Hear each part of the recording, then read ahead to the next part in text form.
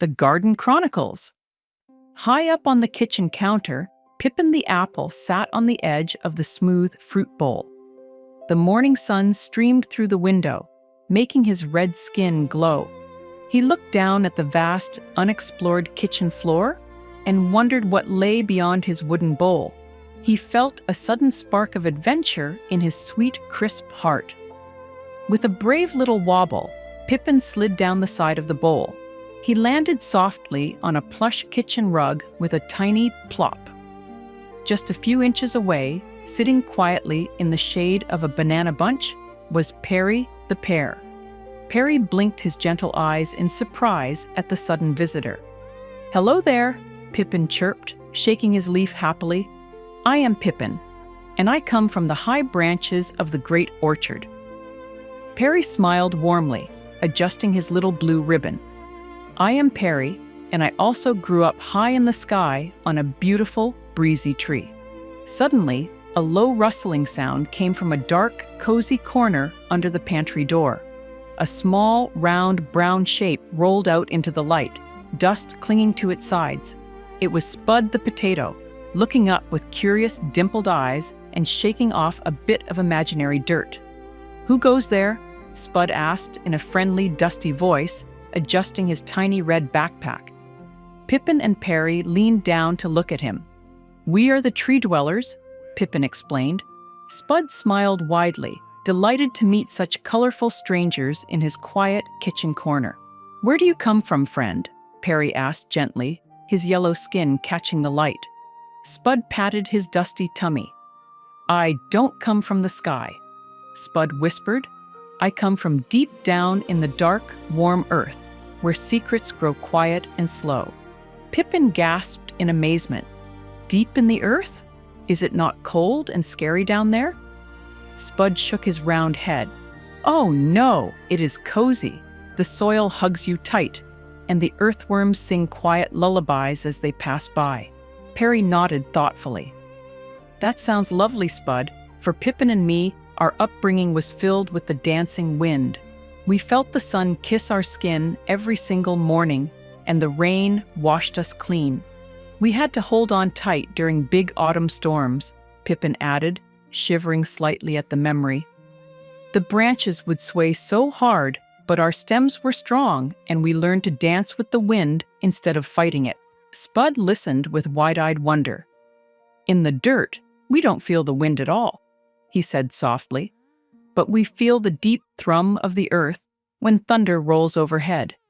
It feels like a giant heartbeat, keeping us safe and warm." "How fascinating," Perry murmured.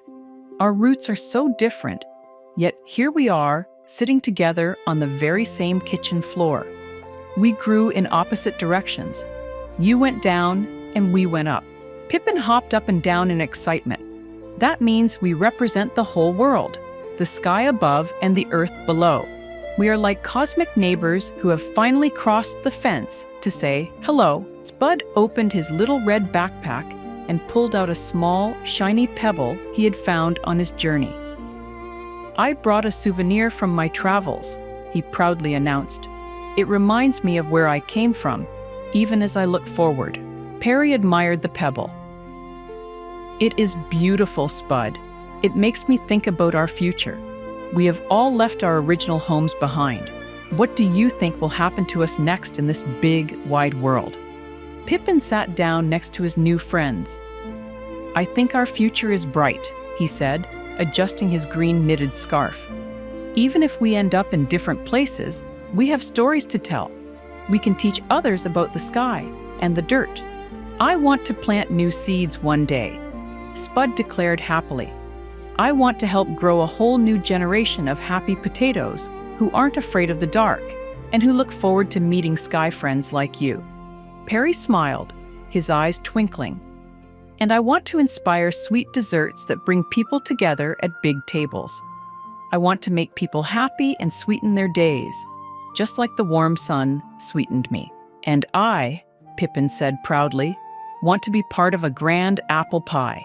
I want to fill a kitchen with the coziest cinnamon smell in the world, bringing families together to share stories, just like we are doing." They sat together in a cozy line, realizing that though they came from different places and had different dreams, they shared the same joyful spirit. The wooden kitchen floor didn't feel cold anymore. It felt like a bridge of friendship. As the afternoon passed, they decided to play a game. They rolled and slid across the smooth floor, laughing as they went. Spud was the fastest at rolling, while Pippin was the best at bouncing off the baseboards.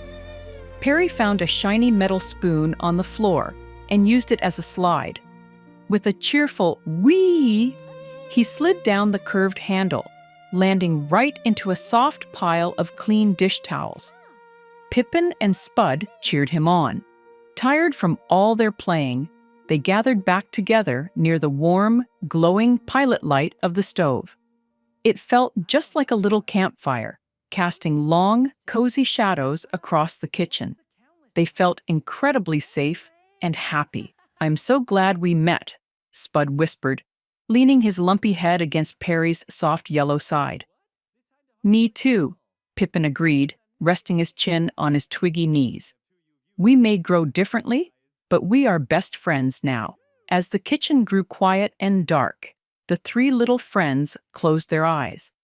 The wind whispered secrets from the high trees outside, and the deep ground hummed its sleepy song, keeping them all company through the night. When morning came, they woke up with big smiles, ready for whatever the future had in store. No matter where they went, they knew their roots would always keep them connected, from the deep earth to the high, sunny sky.